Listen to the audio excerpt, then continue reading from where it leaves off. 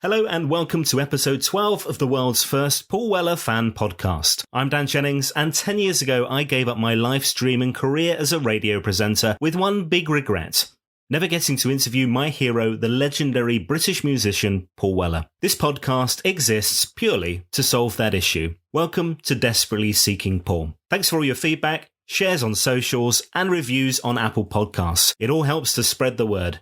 So if you like what you hear, please share it with your Weller-loving mates. Now this week on the podcast, a ridiculously bloody lovely treat as I meet Nicky Weller. By the power of modern technology, Paul's sister chats family life, the early days in Stanley Road Woking, Paul kicking off his incredible career in music, the Jam and Style Council fan clubs, the solo comeback, last year's On Sunset, and so much more. So let's get into it. Nicky Weller, hello. Thank you very much for having me. Very kind. This is a joy, I tell you, because tell me where you are right now. I'm at my mum's actually tonight. I'm down in Ripley in Surrey. So I come down a couple of times a week usually. So, I came down this morning, stay the night, and then doing a bit of sorting out with my mum. Yeah, so that's why I look a bit knackered actually tonight.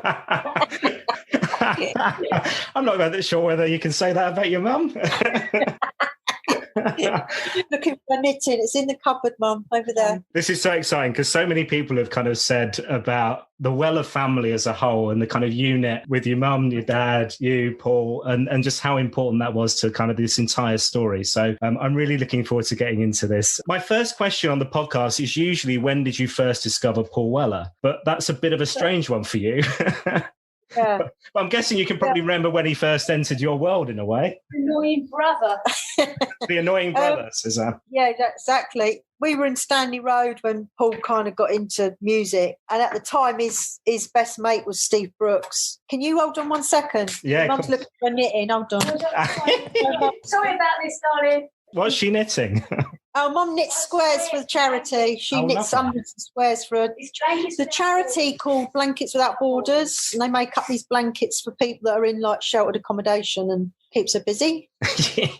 You were telling us Paul and Steve, yeah. Yeah, we were in Stanley Road. Steve was one of Paul's best mates at school, and his mum and dad were splitting up. And his mum asked my mum if she could like look after him for a little while they were kind of in the middle of a divorce. So he came to stay with us. Supposed to be for a few months, I think, but he was about, how long has he stayed? 2 years, I reckon. Wow, really? Wow. Yeah. So I remember my dad taking Paul and Steve for a guitar lesson at Maxwell's. It used to be Maxwell's, where the old police station was in Woking. Next door to that was, on the corner, was an old music shop called Maxwell's, and they went there they had 2 lessons, and then they decided that they didn't need any more lessons. They were already the Beatles. So it was kind of like just them 2 bumming around really, and picking it up, which obviously they did really well. And they were sort of playing stuff like Groovy Kind of Love and, Beatles tracks and stuff like that. And then obviously they started writing themselves. So it was quite early on, actually. For those that don't know, Woking is kind of, I'm trying to think how far out, down the A3, about, 40 minutes away from London in the car? Yeah, not far at all. Just off the A3 by Wisley. You kind of go, or you can go towards sort of Chertsey and come into Woking that way. But it's not far from London at all. It's pretty quick. I mentioned the kind of the family unit there. It seemed to me, and to the people who kind of got in touch with questions for you, because everybody's like, oh, you got to ask this, you got to ask this. Well, at which point did you all the family kind of realise that actually Paul had some kind of talent and it worth kind of getting behind him? I mean, my dad was always pushy with my brother. Mum and Dad would both set up anything we wanted to go to, really. I mean, I was into dancing. Across the road from Stanley Road was a little drill hall, which has just been knocked down, which is a real shame.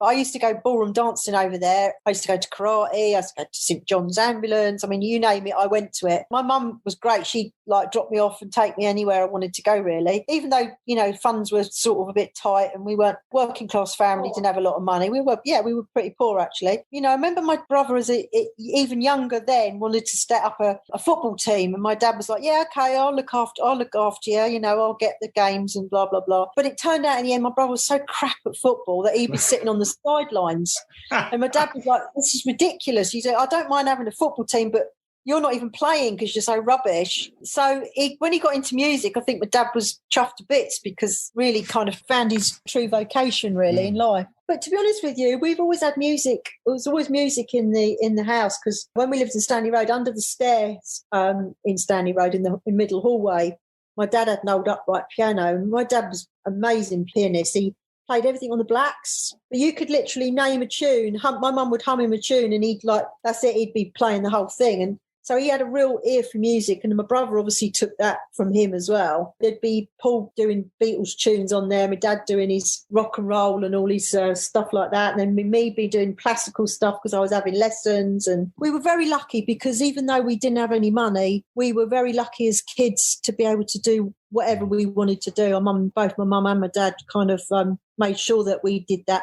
My brother got his guitar. It was either like to have the phone cut off or something cut off, and to get him a guitar that week. Do you know what I mean? So that's how life was in the Weller household. Wow. Which is brilliant. We had a great childhood. Don't let anybody tell you any different than my brother would. But it was a great childhood. Yeah, we had really good times, actually. I read something somewhere about there being lots of kind of dancing in the house, which I guess would kind of link in with the music thing. Would that be right? Singing. My mum had a big, Motown collection, and she'd always be singing around the house. Like I say, my dad loved Nat King Cole, all that kind of stuff. My brother was into the Beatles. I was into Bowie, T-Rex, David Essex, so quite a fun-filled music house, I suppose. I love Bowie, I love T-Rex, and that whole kind of, glam thing that was going on, and obviously Roxy Music came in under that as well. My ultimate, absolutely loved David Cassidy and David Essex, and I don't even care that I'm saying that on a podcast because they're my guilty pleasure. Those songs still stack up. That's a whole separate podcast about our love of David Essex. Yeah, you should do a guilty pleasures. That's right. Yeah, absolutely. And they're playing Woking. They're kind of putting in the hours, and there's this whole thing about 10,000 hours to get to genius is the idea. I mean, certainly they kind of put in a shift around the Woking clubs and stuff and playing these kind of sets. The bottom of our garden in Stanley Road, literally over the fence, was Woking Workmen's Club. Within the space of a triangle, there was like Woking Workmen's at the bottom of our garden. Across the road by the drill hall was the Liberal Club, and at the top of the road was the British Legion. So they literally were in a triangle. I mean, they didn't really get many gigs in the British Legion because they were a bit too raucous for them, I think. And actually in the Liberal Club, they did get banned from there because Bruce got on top of the piano and started playing his bass on the piano. But that's another story. But the Woking Workmen's Club was where Steve and my brother started playing, and they'd have like a little, sort of 20-minute set that they'd got together, and then the bingo would start, so you'd have to stop, and then the cockle man would come round with his prawns and everything, and then they'd be like, well, we've run out of songs, Dad, and he'd be like, well, just play them again, they won't know, so they play the same tunes again, but that's how they started in there. It was great. That's brilliant, isn't it? And there was a guy, was he called Paddy McGuinness, Mum? Yeah, Paddy McGuinness was the local butcher, but he was also the social secretary for Woking Workmen's Club. He loved my dad and he liked the boys and he was always putting them on. It was also where Dick and Lil Parfitt, who's Ricky's mum and dad, Ricky Parfitt's mum and dad lived in Shearwater. And so we would all go around the club together, and I think it was Lil that probably got me up dancing, doing a bit of ballroom and stuff. Come on, you two, get up on the floor and dance, when my brother was playing. It was like, we had to, and then everyone else would get up on the, we were kind of like the Stooges. Well, we were Rent-A-Crowd, weren't we? With the Stooges, really. Rent-A-Crowd. I love the idea that nobody's coming to watch and there's the family watch, because, it's great, yeah.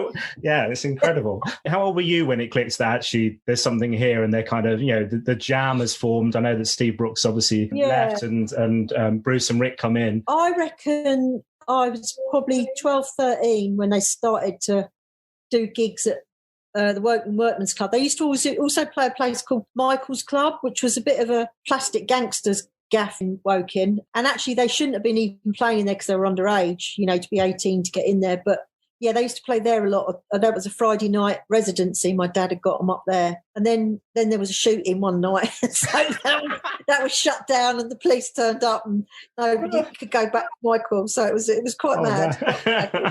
The circuit's getting smaller by the minute. With Bruce dancing on the piano. Exactly. We'd already left Stanley Road by then. I think we'd just moved to Balmoral Drive. So which was a council house. And so ours was like a big, massive 200-foot garden. And then the other end of that was another 200-foot garden. And our friend, my brother's friend, Tufty lived, Steve Carver's known as Tufty, lived in there as well. And I went out with his brother Pete at that time. So it was all kind of like, we used to come across each other's gardens and stuff. I think it was about 14 when we moved to Balmoral Drive. And I remember my brother didn't stay that long in Balmoral Drive before he moved up to London. But prior to that, was kind of going up into the Marquee and the Roxy and, you know, all these different clubs and stuff, 100 Club. And we went to see the Pistols with Tufty, I remember. And he bought this kind of workman's boiler suit, you know, and he had my mum spray painting it in the kitchen for him, you know. That's what your trendy mum does in them days. And I remember him coming back from there, and if you ever heard the demo of In the City, it's quite slow, and then all of a sudden he went to see the Pistols, and it was like basically speeded up 100 miles an hour and became that sort of, you know, that anthem of that time, really. And I think it really opened his eyes and really changed the world. And well, it did. I mean, you know, it changed music in general, didn't it? It was just like anybody was like, oh, everyone can get up and play however crap they were. They could get up with a guitar and play a tune and stuff. There were so many clubs at that time as well. It was brilliant. And then, of course, that's when my dad then got onto the London scene, sort of like as a new wave punk band. They weren't really punk, but they were too smart to be punks, and they didn't like the gobbing and all that stuff. But, you know, that's how it kind of all come about, really. So many people have talked on this podcast to me about those live gigs and the kind of, and you mentioned the speed of the songs. It's like the energy and the ferociousness of those kind of things. And what are your memories of those kind of early days of those gigs? Because you had a role to play as well on the merch stand. So lots of people have mentioned this. My mum turned our little coal shed in Barnwell Drive into like a little office for me and clad it all out. And we turned it into the Jam fan club, because basically we were getting sackfuls of mail turning up. You know, Paul Weller woke in, or the Jam woke in. And the postman just turned up with these great big sacks, and we started opening it all and started up the Jam fan club. And then we got kind of like badges, and I'd got to, even though I was underage, I'd got to all the Marquee and the Roxy and the 100 Club and the Vortex, Nashville, all those different clubs, and flog Jam badges, you know, these big blue Jam badges, and they were 10 pence at the time. It was a lot of money, that was. And then we started doing T-shirts online through the fan club and stuff. But going to those gigs was just, it was so exciting. I just remember, you know, my dad would be like, come on, don't go to school this afternoon, just leave, we'll pick you up and you can come to London with us. We're going up to the Vortex, whatever. And it was just brilliant, you know, and it was seeing all those punk bands. It was so exciting. It really was. I mean, most of them were crap, to be honest with you, but you know, there was some great bands as well, like Blondie and stuff like that. It was just like, I was just blown away when the first time I saw Blondie on stage. I just couldn't believe it. Yeah, great fun. I mean, much better than going to Nap Hill Disco. Do you know what I mean? How much mail did you get? Like loads and loads of it every day? Yeah, sackfuls of it. Yeah, wow. It literally, we would actually get the neighbours to come in, write envelopes out with us, open the letters, because there was so much mail to open. But you know what? At that time, there was no computers and no photocopies. It was all done by hand, and we basically answered everybody by hand, you know. Yeah. Then I got a little typewriter my dad found in a empty house. That's another story. And then obviously at that time, my dad thought Polydor signed up the Jam, and he thought that it came with an office in the middle of Stratford Place on Oxford Street. So my dad would rock up there a couple of times a week and sort of commandeer an office, bung the little porter Charles on the door, a tenner, and he'd let him into Polydor. And I'd go with him and run off all the fan club stuff for nothing. Until we got sussed out one day, and he's like, look, John, we've signed the band, not you. You know, you haven't got an office in Polydor. But it's quite funny. I mean, talk about chancing it, really, but what great fun. Brilliant. So what did you get as a member of the Jam fan club then? Okay, so initially you joined up, it was like I think it was £5 for the year, wasn't it? And for that year you got 4, it was like a quarterly thing. So you got 4 items. So you'd get a letter and a badge, you get priority to gigs. We did like the flexies at Christmas, we did little flexi discs. Then one year we did little book matches, and so you'd always get like these little special things that people like still write to me and go, look at this I've still got. It's like, bloody hell, you know, all those years ago. Yeah, it was good fun. I've got a load of boxes and matches if you want. Yeah, Mum's still got all her memorabilia. Well, I've heard about Anne the Magpie. We'll come to that in a minute.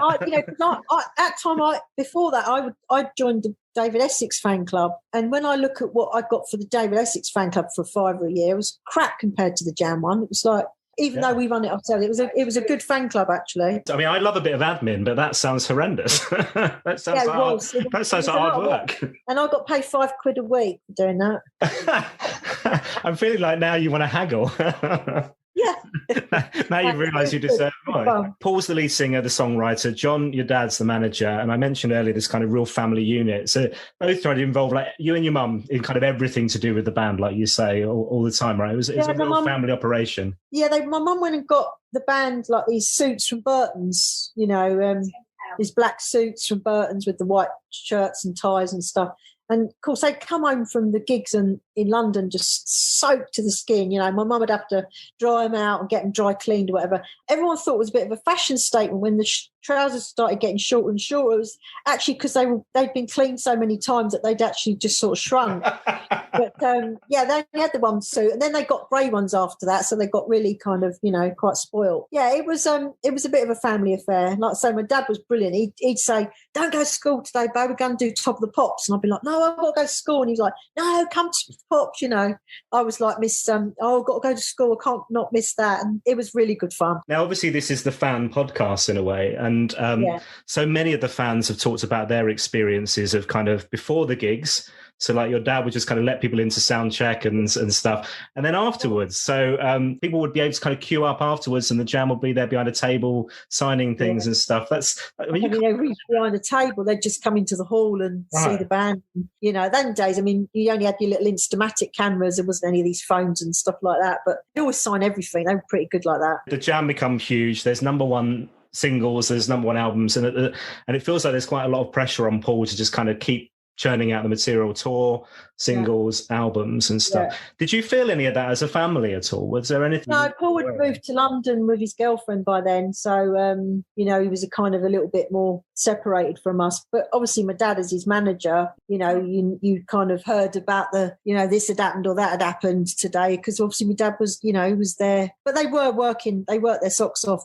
If they weren't touring, they were in the studio. And if they weren't in the studio, Paul was writing new material. So it was a bit of a roller coaster like that, I think, for him. He must have felt pressurised. To do 2 albums in the first year was pretty tough going, really. Well, yeah, and from In the City to kind of sign off was 5 years, which is just remarkable, exactly. Really, isn't it? Nothing, is it? No, and we'll talk about the legacy in a bit because I think that's really interesting and important as well. But can you remember the day that you found out that the Jam was splitting? I think Paul came to the house in Bramwell Drive and told my dad. And Dad said, like, "Are you mental?" You're not going to repeat what I said. But you can imagine, it was blue. And my dad was gutted. He was absolutely devastated, But I just knew that Paul would kind of go on and do something else because that's how he is. It's like he never looks back. He always looks forward. And he's tested that out really over the last 40 years, hasn't he? So, So you worked at Solid Bond as well, right? So you're kind of started, I did. Am I right in thinking you started as receptionist and then worked your way up to office manager? And then you're going on tours and stuff with the Style Council and all that, yeah? Yeah, that was great fun. I started off as the receptionist. I was about 20. I just coming up for 21 because Paul's girlfriend Jill at the time, she was the office manager. And then when they split up, I kind of jumped in and became the office manager. And it wasn't just the Jam recording. We used to have loads of different bands recording. Lots of people used to come in and do jingles. I remember one day David Essex walking in. It was like, oh my god. No, I was working there at the time. Yeah. David Essex coming in, it was like, oh my god, my idol has just walked in to record something in our studio. And then obviously the Style Council came around in end of 82 and started touring, going out on the road with them. Yeah, it was good fun. And again, you're kind of running a fan club as well, right, for the Style Council, the Torch Society, yeah. And that's huge. There's like 7,000 members or something. Not as big as the Jam fan club, but it was nice because suddenly we're going to gigs and seeing girls turning up because before it had been all male orientated, but then suddenly they were coming with their girlfriends and actually girls were really getting into the Style Council. So that was great. It was a totally different vibe, but just as much fun. And if not more, it was probably some of my best time of ever working. I think that's got to be the best job I ever had, actually, working with Style Council. Love the music. People couldn't really get their head around it, a lot of the Jam fans, but they came round again at the end of it. Some of them might have departed, but but most of them turned around and started following the Style Council. Were you able to be in the studio at times, or were you too busy running the office that you couldn't see any of those kind of?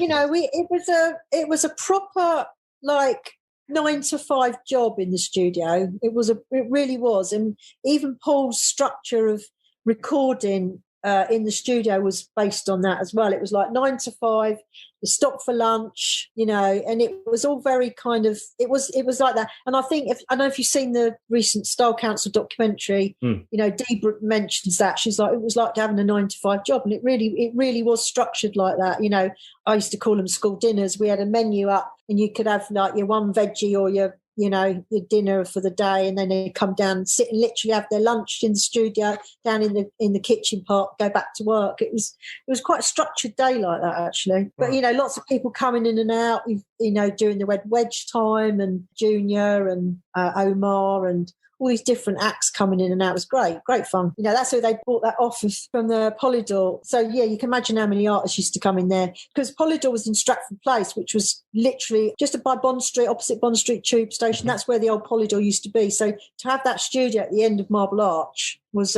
pretty convenient for them. And then, of course, when Dad and Paul bought it, it was brilliant. It was great fun. We were known for our office parties as well. Oh, well, I've heard of it. Dennis Monday was talking about one of the office parties being legendary. They sound fun. What happened at these office parties then? Well, it was always normally fancy dress, but there was a few times when I told certain people it was fancy dress and then it hadn't been. And I remember Paul's agent, who was Martin Hopewell, used to run Cowbell Agency, turned into Primary Talent later on. But he turned up as a great white hunter. He had a bloody great big white tiger on his back, come down the road and saw everybody like, oh, you know, you bastard, you told me it was fancy dress again, you know. So he's walking around as a great white hunter all night. But it was, you can imagine lots of drink. Yeah. There's an element where obviously you're kind of, you know, you're really close to Paul and you're working with the Style Council, but at the same time, there must be a bit where he kind of comes in with some new lyrics or comes in with his song for the first time and you're like, wow, this is incredible. This guy's got some talent. Annoyingly, is my brother, but... Yeah, I mean, I still think that. I mean, I think On Sunset last year was probably one of my favourite albums he's ever written. And I just think it's a real shame that he hasn't been able to go out and play it, you know. But obviously every musician is in that same boat. But I just think it's really sad, you know, from the conception of On Sunset, for instance, you know, it'd be nearly 2 years since he's played live and no one's heard it live yet. It's a bit sad, really. But there's been obviously some tracks you just think, oh, I don't like that or whatever. But a majority of it, I absolutely loved it. I thought the tunes were brilliant. Even when it went into, like, you know, the Paul Weller movement and stuff, it was incredible. It just did the whole change again, you know. But, yeah, we've been lucky that he's just kind of, like I said, he's always moved forward. So he's always gone with the flow and changed direction every time. And I don't know how he does that, but it's really clever that he does do that. Yeah, it's remarkable, isn't it? I mean, kind of this solo career alone spanning 30 years. Yeah. You mentioned those kind of touch points or those memories of kind of kicking off the movement and kind of coming back, because that must have been, again, a big shock around Polydor not wanting to release the Modernism album and the family then kind of presumably going, crap, what now? Yeah, David Munns, he was the... Yeah, which was really weird because in later years when I worked at Nordoff Robbins Music Therapy as a fundraising manager, he was our chairman, and it was like I was being introduced to him one day, and I was like, "Oh, for God's sake, you know, like, please don't hold it against me. My name's I'm a Weller." And he was like, "Oh, okay," but you know, he never held it against me. But you know, I could tell you some stories about that. But he was the one that turned down the album, and it's like, what a big mistake you made there, you know. That must have been such a shock, but also huge shock. Yeah, Paul's talked about kind of not doing too much and looking after the kids and being like a house husband. So that must have been weird for your dad as well, I would have thought, of kind of not being out on the road so much and you know, being outside the music industry a bit. Yeah, there was a little time when they weren't going out on the road, and obviously Paul was just, you know, working in studio, recording or whatever. But, you know, again, who would have known that the rest of his career was going to happen like that? It was incredible, really. I think my dad even must have just thought, like, you know, the longevity is this is quite incredible. I think he thought it was all over after the Jam. Yeah, I bet. Yeah. And then they kind of get Paul, where he's kind of, I mean, at the height of his powers. And we've talked about Stanley Road, the family home. That must have been such a lovely thing to kind of see Stanley Road, the album, and it's selling millions. You know, he's back at it. I mean, huge, absolutely huge, right? The council stopped putting Stanley Road signs up because they used to get nicked on a weekly basis. So in the end, they put these things up that no one could actually steal. That it was like every week someone would nick, the sign at the bottom of the road and the sign at the top of the road. But they sussed it out so that no one could actually nick them in the end. I have to be honest, I have been past those signs in the car and gone, I wonder what. And the same. How easy they took it out, yeah. Yeah, and the same with Boundary Lane as well. Boundary Road, yeah, that's right. Yeah. Paul we went back in, must have been before Christmas actually. We went out to the Indian cemetery. It's just all been done up just on the bridge.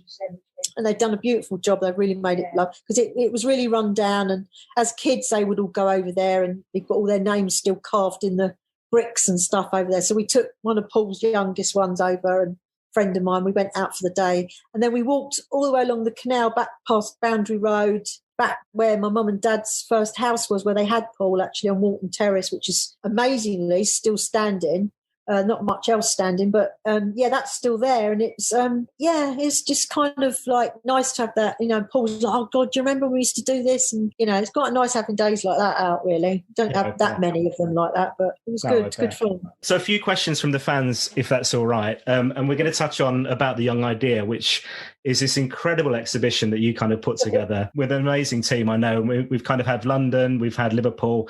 Hopefully coming back to Brighton. I know it was meant to come back last year. It's essentially the biggest ever collection of jam memorabilia. And this is where we're going to talk about Anne the Magpie, because where does all this stuff come from? Well, when we did Somerset House, I mean, I to be honest with you, me and Den had looked for places to do this exhibition for a good 12 to 16 months. And it was just like nowhere in London was suitable. And then my brother had started up Real Stars Are Rare, or was in the concept of doing Real Stars Are Rare, his clothing thing. Yeah. And the PR company he was using were actually based in Somerset House. And I met the bloke from this PR company, and he's like, look, I've got an inn at Somerset House. You could kind of go and see him if you like. And I went, I think they're a bit posh for us, so I'll give it a go. No, Mum, you talk, I'm going to the kitchen, it's fine. Yeah, I to be honest with you, I didn't think we had a hope in hell's chance of getting into Somerset House, because they were posh, they were a real posh lot. But we went there, it was Den, my business partner, and my partner, Russell, with three of us started up a Nice Time Inc., it was our little company. And so we did this pitch to Somerset House, and about a week later we heard back that we'd got the gig, and they turned down about 3 other people, and we were like, oh my God, now what do we do? They put this curator in with us. They were like, right, you can't do it yourself because you've never done this before, but we're going to give you this curator and she's going to tell you how you put it together and blah, blah, blah. So we had this massive lockup we'd got in Acton, and it was where Real Stars Are Rare had been based out of as well. So we had lockup next door to Real Stars and got everything out of there. We'd been to me and my boyfriend had been to my mum's garage, pulled out on my dad's bags, and videos and cut-ins and photographs and everything you can possibly imagine. So it was like Den had all the kind of records and the drum kit he bought from Rick Butler and guitars and all that style of stuff, but he didn't have that personal collection. So he didn't have like my brother's school books and all that sort of stuff, which we found in my mum's garage. So when we did Somerset House, we were kind of limited on space. It wasn't the hugest place, but it was the first time they'd ever done an exhibition that you had to pay to get into at Somerset House, always free. And we were like, look, we can't do this unless, we've got to charge people to do it because it's cost us money to do this, blah, blah, blah. Mm-hmm. Anyway, it turned into like a massive success for Somerset House. They absolutely loved it, and it was extended and all the rest of it. And then by the time we were asked to go to Liverpool, the Arts Council up there had given us a grant to put on an exhibition, and the Cunard was sitting empty, amazing building, but it was about 10 times the size of Somerset House, and we were like, oh my God, how are we going to fill this place? Between me and Den and my boyfriend Russell, we kind of worked out this huge room that had no walls, weren't allowed to put anything on the walls because it was listed. So we had to make rooms. We had to make our own rooms, which is how we did, Stanley Road. And then it went through with each album and blah, blah, blah. And by the time we got the stuff out, I was like, Jesus, this is just, there was so much stuff. There was so much to see and so many vitrines. It was incredible. And then, but such the nicest place ever. I mean, it was just, I'll tell you what, the 6 months I had in Liverpool, I just absolutely loved it. It was like my second home. I think I came home 3 times to London in that 6 months. I lived up there the whole time, worked every day in the exhibition, and we did Q&As and interviews, and we had gigs and all sorts of stuff. And it was absolutely phenomenal. I loved it. I loved the Liverpool people. I was out every night going to a gig. You know, the Cavern's just like my favourite place ever. And then I just thought that was kind of it, really. We're never going to get anything as good as that. And then we were approached by AGMP. I'd known Adrian Gibson a long time. He used to be the manager of the Jazz Cafe years ago, and he started this company up, AGMP, and was looking after people like Style Counsellors and From the Jam and loads of different other bands, UB40s and stuff like that. And they'd said, look, you know, do you want to do this exhibition in Brighton?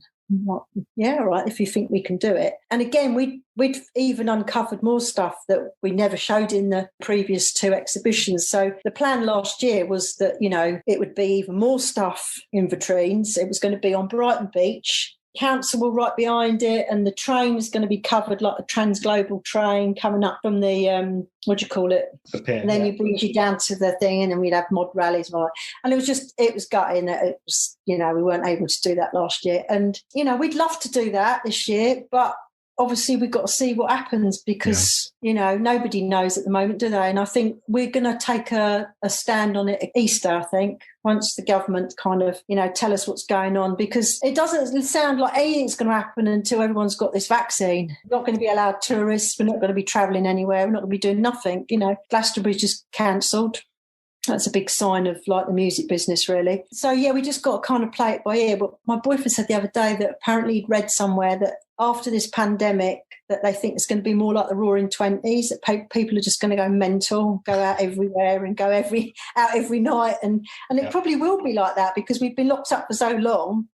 You know, I can't wait to go to a gig. I had a message from Clem Burke last year, you know, Blondie's drummer, and he just said, I really hope we can play next year. Blondie's last, I think probably maybe her last tour or something, but she's playing next November. And it's like, will we actually be allowed to go to a gig in November? Who knows? We just don't know, do we, at the moment? I would see any music right now. Me too. I really would. And, you know, I think some of these online things that have been going on have been fantastic. I mean, Chris Difford does this thing every couple of weeks, and he did one for Nordorf Robbins for me back end of last year. He just sits in his shed in the back of his garden, and you know, you got a whole load of people on Zoom. And I know it's not the same, but it's bloody good, actually. You know, I've even watched like Simon Day doing Fast Show, like these little sketches and that. You just pay a £5 and you just go in on it, and it's hilarious. You know, at least it's a bit of entertainment. Yeah, because I just think everyone's like just starved of it, really. Starved of other human interaction. I think that's what it is. I think it is. I think it's that whole socialising thing. We just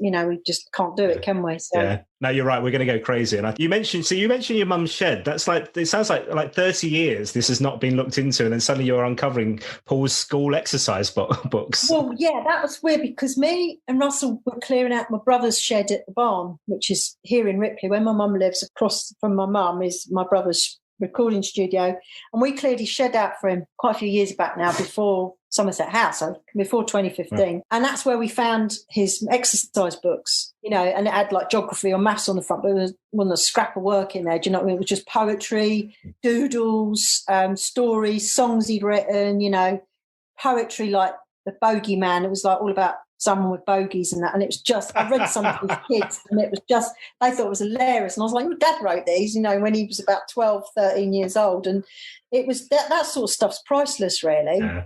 When you see stuff like that, it was a combination of our own personal items that we'd saved over the years, my brother's shed, my mum's garage, you know, clearing through stuff.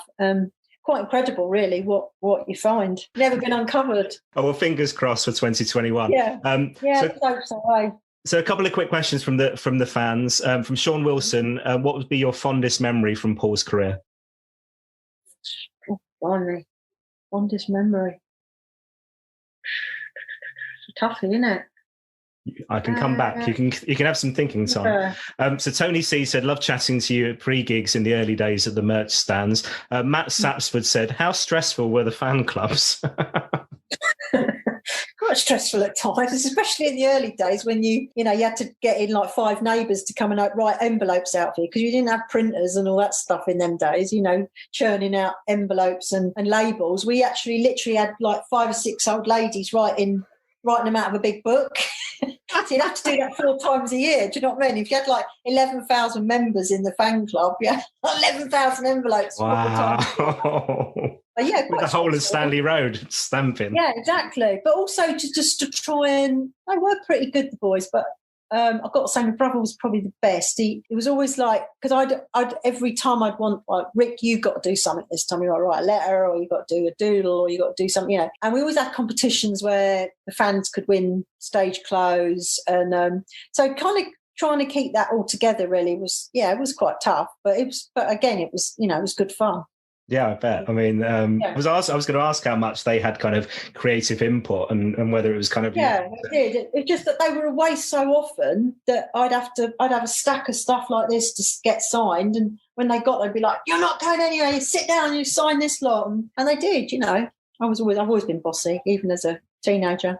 But I've seen lots of the letters back, and obviously in the exhibition stuff, and online there's loads of kind of Twitter and blogs and all sorts where so many of the fans are kind of sharing these personal letters from Paul back, like where the fan has written a letter and he's kind of come back. He answered. He did. I mean, mad. Derek D'Souza, the photographer, he's got like his letters that he had, and even Den was like a 14-year-old kid or whatever, standing at the front of the stage with a little tape recorder. And my brother said to him one day, what are you taping, man? He was like, "I'm taping your gigs." He was like, "Is that all right?" And he was like, "Oh, yeah, as long as you send me a set, But he would like write to him regularly and sort of say, "How's it going?" and things, But that unheard of these days. It was like, he'd be a bootlegger, wouldn't he? He'd be like kicked out. Yeah. But quite nice. I mean, they were kids. I mean, my dad let them all in to sound check. There was more bleeding kids in the sound check than there was at the gigs sometimes. It was quite mad, really. And everyone remembers that, Yeah, exactly. These are kind of things that are stuck in people's heads for like 40 years.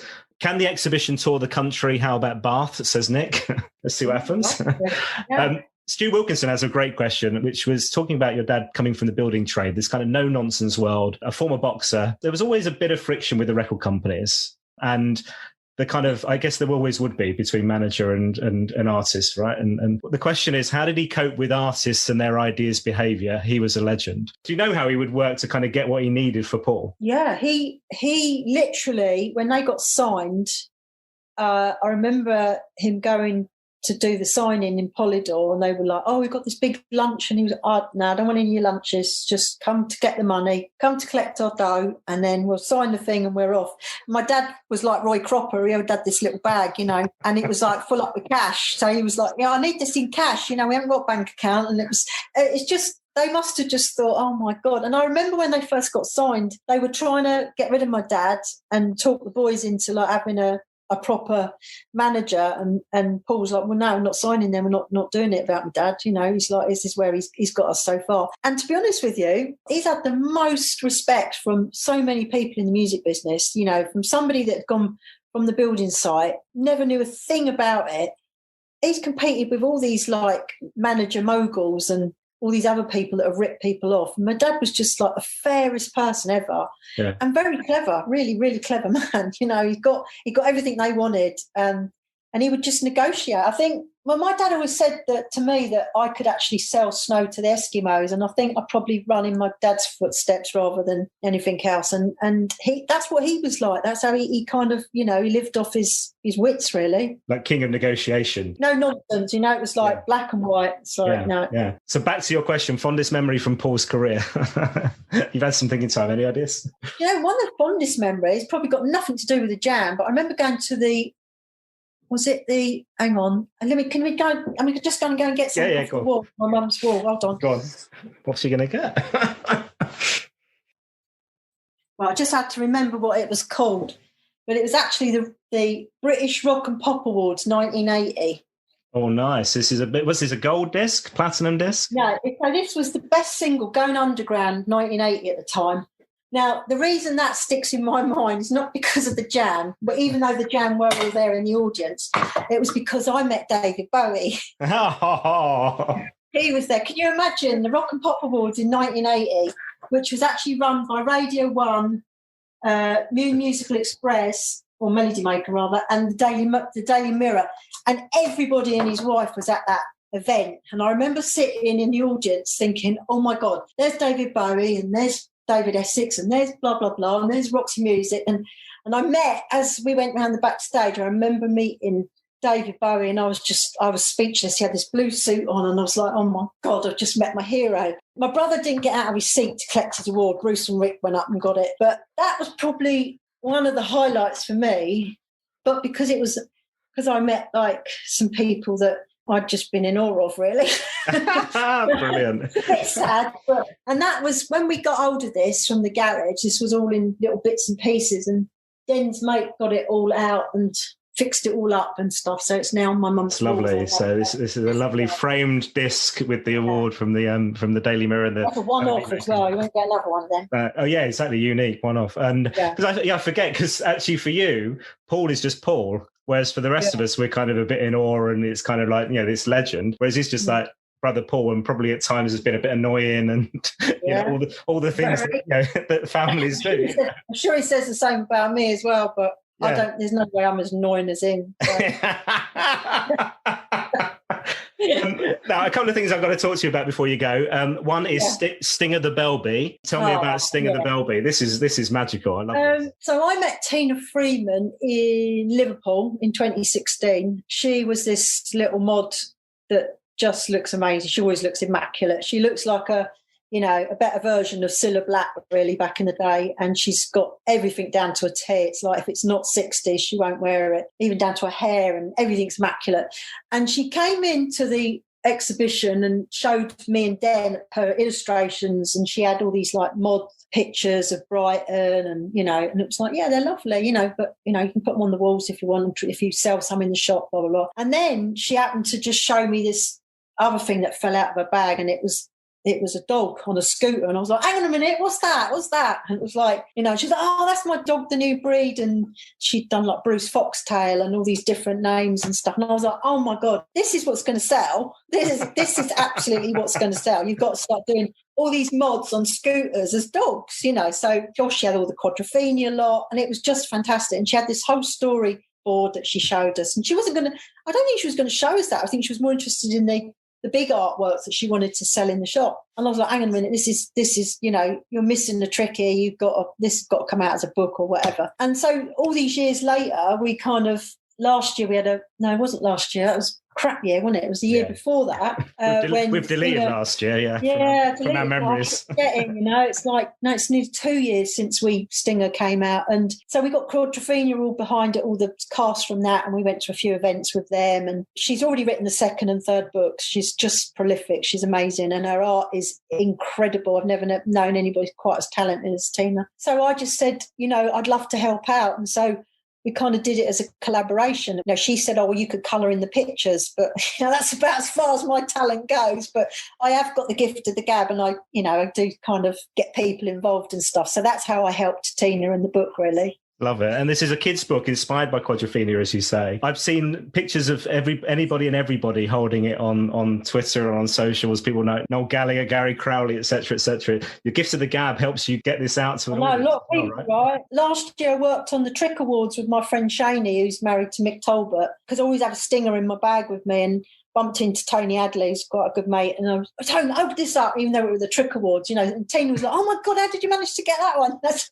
wherever I am, there's a famous person, it's like, quickly, hold this book up. It's just, Noel lives around the corner from me. It's like, I saw him one day, and I was like, no, hold this up. And he was going, what's it for? And I was like, never mind what it's for, just hold it up and take a picture, So it was like anything to promote Stinger, really. And it's a shame because last year we had so much stuff planned. And you can imagine around the exhibition, we were going to have a whole Stinger weekend, and, scooters turn up and people dressed as dogs and all sorts of stuff. My mum was even going to come dressed as a bee, but she had a bee out already and stuff. So it's pretty gutting. One other thing I need to touch on as well is if people haven't seen you, because this is a podcast, you are in the Style Council video Solid Bond in Your Hearts. Is that right? I mean, Speak Like a Child. Oh. That was the first one we did up in the Malvern Hills. I've got a blonde wig on and a pink poncho. Is that the one on the bus? Is that the one on the bus? Yeah, Oh, right. It was freezing up there. 3 days we were up there filming that. I was in ever-changing moods as a nymph, of a wood nymph, dressed up as a wood nymph. My brother wanted us just to wear like very scantily clad stuff, and we were like, no, it's bloody freezing. So we kind of like, we had a bit of a in-between. It was him. It was me, his girlfriend Jill at the time, and Tim Pope's girlfriend Neve, who was his girlfriend at the time. He was the mad director. And then I'm in Solid Bond and In Your Heart as well. So, yeah, there was a few videos I was in. I heard that you absolutely caned the bar bill on the Speak Like a Child one, or the hotel bill or something as well. Is that right? Yeah, that was, do you know what? I'd love to see the outtakes because we did some crazy things. We actually took a double bed out of one of the bedrooms and took it out on the snow, and we all got on it, Tracy and all of us, and we basically used it as like a sleigh down the side of the hill. The hotel going mental at us, but none of that made the cut somehow. I don't know why it didn't, but Tim must have the outtakes somewhere. No, do you know what? I'm going to contact Tim. If we do this exhibition, I want some of them outtakes as something else to see. That would be amazing, wouldn't it? Yeah, we were talking the other day about. I was talking with Pat Gilbert from Mojo magazine. Oh, I love Pat. Yeah, he's an amazing bloke. Yeah, such a lovely guy. Is he working? Is he at work? He's working from home. Yeah. I normally see Pat because his Mojo offices are in Camden, just at the wharf there. In my spare time, I work on the London Water Bus. Oh. I did work on the London Water Bus, which goes from Little Venice to Camden and back. I do the commentary on the canal boat. So I meet up with Pat a few times and go and see him in his little Mojo offices. So he's a lovely guy. He's a lovely guy. The reason I mention him is because you were just talking about the Style Council and the humour, and he was talking about Paul's probably. I think he's always got a bit of a reputation as not being a fun guy, but the Style Council were very fun, and actually he's got a great sense of humour from what Pat. Bloody funny sense of humour. I mean, you've only got to look at that documentary that come out recently. It's bloody hilarious. But you see, it's who you bounce off, isn't it? When he met Mick Talbot is the funniest man ever. I mean, if he wasn't in a band, he'd be on stage because he's bloody hilarious. He says something and it's so droll and it just cracks you up, And so you couldn't be miserable around Mick. He was just, it's good fun. His wife is my best friend, Janie, and just the pair of them are bloody hilarious, and he just really brought out the best in my brother. And even I think at the end of that documentary, my brother just said, it was fun. And it was like, you don't really hear that lot out of my brother's mouth. So it was an incredibly funny time. We had, look at Jerusalem. I mean, no one got Jerusalem at all, but some of the scenes in that were just hysterical. It was a little bit of a cult movie, but it might come round one day. You never know. Okay, this has been an absolute pleasure. Thank you so much, Nicky. I've got a couple of final questions. Okay. Question number one is, you're allowed one Paul Weller song for the rest of your life. Can be The Jam, can be the Style. I can't tell you the faces that Nicky's pulling. Can be The Jam, the Style Council, or the solo years. Which one are you going to go with? Well, I can't have one from each. As it's you can have one for each. Yeah, I think that's only fair. Down in the Tube Station at Midnight is definitely my favourite Jam song. Why that one? Yeah, and I'll tell you why. It's because every time I hear those lyrics, I get goosebumps in the back of my neck because the lyrics are just incredible when you hear it. I mean, if it was a poem, you'd just be like, it always gives me goosebumps, that one. That's my favourite. Style Council, too many Style Council ones, but I think probably something like Head Start for Happiness, because it was just fun. Do you know what I mean? And just happy times. You think about the sunshine and all the stupid things we did on the videos and stuff. So that's probably my Head Start for Happiness. And of his latest stuff, I think the whole of On Sunset is probably my favourite, to be honest. That's last year. That was my in-car whole of the summer until it come out. So I'm looking forward to the new album, actually. He's got a new album out this May. How far in advance do you get a listen? Because you mentioned before release that. Yeah, he gave me... When did Sunset come out last year? It was July. Like June? Yeah, June, July, yeah. July in the end. I got a CD for the car back end of March. So by the time it came out, I was, well versed with it. In fact, I'd played it to death. So I was kind of glad when the Style Council one came out because I had something else in the car. But, yes, I'm looking forward to this new album and I'm hoping to get a copy of that quite soon. That comes out in May. The studio at the moment just finishing off some production on it apparently this week. See how far he's got tomorrow. Final question. The aim of this podcast, for those that don't know, is for me to live out my dream to be able to meet and interview Paul. What should I talk to him about? Food. Oh, right. Likes food. Music. Music. He's into what's best on Netflix at the moment. We compare that every week as to what we've watched. Oh, what's he watching? Come on, are you allowed to say or not? Yeah, the best thing we've watched in the last couple of weeks, we both said this, the best thing ever, was the Queen's Gambit. And it was really weird because when I was in isolation, I watched it back to back until it finished, and he did exactly the same. I said that's one of the best things on Netflix this year, I think. I've not seen that one yet. I need to watch the Queen's Gambit. Yeah, you do. Music and food. And food. And any type of food? Anything. He likes anything. He loves scones and coffee, and he goes over to the Nest in Ripley over here and gets his scone fix every day. But no, Paul just likes food. He's always on about what you're having for dinner or something, you know. Good. Oh, I figured that, and I thought the kids as well. I've got 2 young kids, so I thought the kids. we'd have that in common as well. Yeah, exactly. Nicky, this has been an absolute joy. Anne, thank you for letting me into your home as well. I've loved every second of this. What an absolute joy to be in the Weller home, the Weller family home, chatting with you. So thank you so much. I really appreciate it. Thanks a lot, Dan. Very welcome. Well, there you have it. I hope that did not disappoint. Nicky Weller, wow, wow, wow. My thanks to Nicky and to Mama Weller, Anne, for letting me drop into her home for a chat. That was our first, and I hope not last, chat with the Weller family. Now, since our chat, Nicky has also started fundraising for Romney House Cat Rescue. So if anyone listening wants to donate to them, please do, as they need all the help they can get at the moment. I'll drop a web link into the show notes. Now, next up on the Paul Weller Fan Podcast, we talk about Paul's music with Absolute Radio's Director of Music, James Curran, a man in charge of the songs played on their network of decades radio stations from 60s, 70s, 80s, 90s, noughties, 10s and 20s. I think that's all of them, is it? Oh no, classic rock as well. Pretty apt when we're talking about a man who has had #1 albums in 5 of those decades. James also looks after the music on Magic Radio, so stand by for my best Mellow Magic audition in the next episode of the podcast. Subscribe now, leave a review, and give us a retweet, and help to spread the word. You can also get in touch with suggestions of guests or your fan stories. It's Weller Fan Pod on Twitter or Paul Weller Fan Podcast on Instagram. Cheers for now.